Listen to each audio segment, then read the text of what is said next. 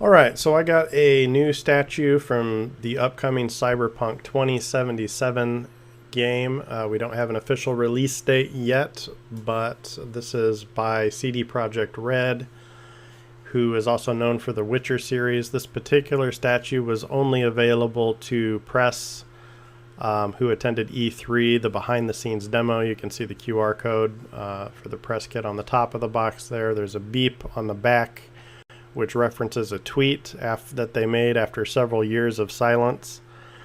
But this is a really intricately detailed statue. I'm in love with it. It's really well done.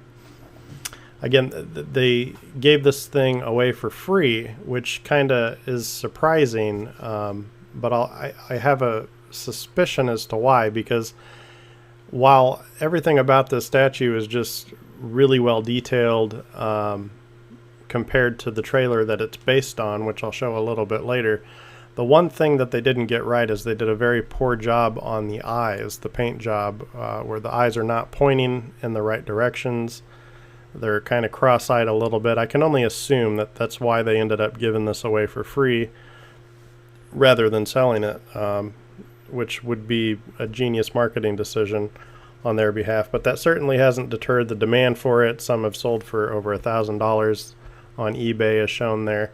But all other aspects of the statue, in my opinion, are really well done. Once you compare it to the trailer that the statue is based on, it's just like they got all the details right. The hands are really fragile with those mantis blades, so I want to be a little bit careful with that. And the top of the base is kind of an interesting material. It's made out of some kind of foam, so that's kind of soft. I also want to be careful with that.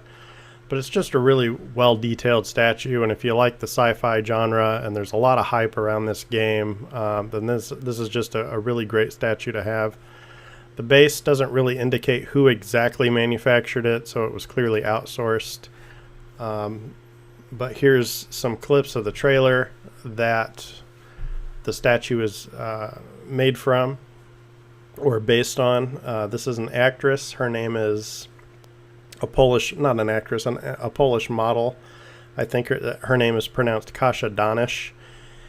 And this trailer was put together by another Polish company called Platij Image. I'm not sure if I'm saying that quite correctly either.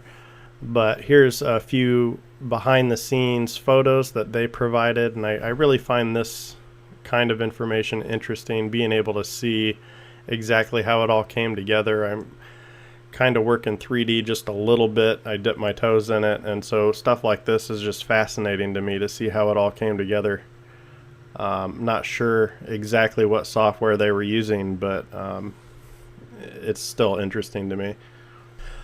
We don't really know a whole lot about the game just yet. They're keeping a lot of the details secret, but what we do know is that it is heavily influenced by this role-playing game, Cyberpunk 2020, created by Mike Pondsmith. You can actually pick up one of these books on, I think it's Talosorian Games is the company.